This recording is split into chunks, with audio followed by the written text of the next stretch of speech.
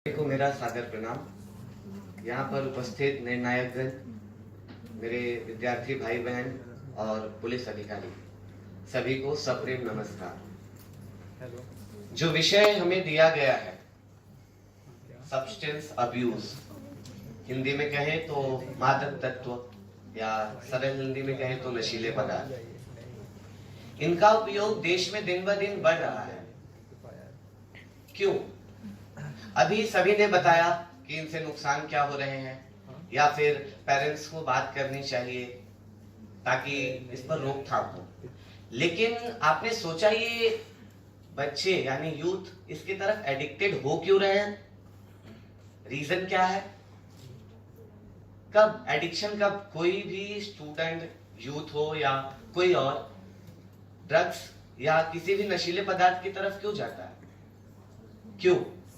या तो कुछ फेलियर हुआ हो, किसी फील्ड में जब फेलियर होता है, कोई सपोर्ट नहीं कर रहा है, कंडीशन एकदम खराब हो चुकी है, उस वक्त किसी ने कहा छोड़िए सब, आजा, गए, शुरुआत हो गई।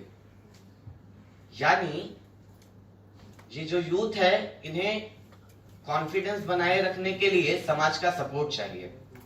वो फेल हो, सक्सीड हो, कुछ भी हो, उनके साथ में खड़ा रहने वाला कोई चाहिए, और ये काम करता है हमारा समाज। डॉक्टर एपीजे अब्दुल कलाम जी से जब एक बार पूछा गया, एक 5 साल के बच्चे ने उनसे एक क्वेश्चन किया था, सर इंडिया की पावर क्या है और वीकनेस क्या है? तो उन्होंने एक सुंदर सा जवाब दिया कि इंडिया की पावर है ये आप यूथ, युवा, लेकिन वीकनेस, इस पर एपीजे अब्दुल कलाम जी ने कुछ नहीं कहा, क्योंकि इंडिया कहीं से वीक नहीं है, बस हमने समझ रखा है और बना रखा है।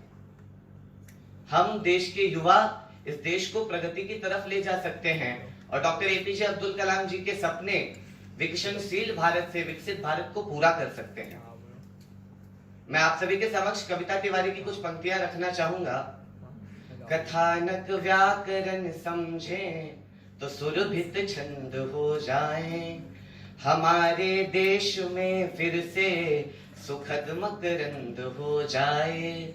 मेरे मालिक मेरे दाता, मैं तुझसे मांगता इतना, युवा पीढ़ी संभल करके विवेकानंद हो जाए, युवा पीढ़ी संभल करके विवेकानंद हो जाए। युवाओं के लिए सबसे बड़ी प्रेरणा स्वामी विवेकानंद, वो भी युवा थे, उन्होंने देश का नाम विश्व में आगे किया।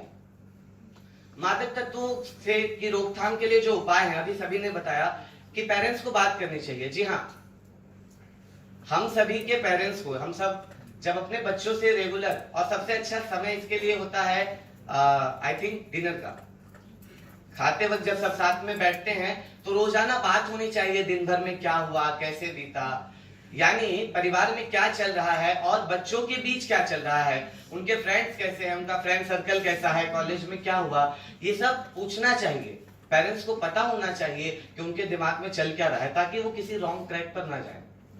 तो ये पेरेंट्स का कर्तव्य है कि वो अपने बच्चों को ध्यान रखे। अब बात करें अगर हम लॉज की, बने हैं लॉज, जो गैर कानूनी मादक तत्व हैं यानी जिनको बैन किया गया है, उनके यूज पर तो रोक है, लेकिन सिगरेट, टोबैको, अल्कोहल वो बिकते हैं, इजीली अवेलेबल है।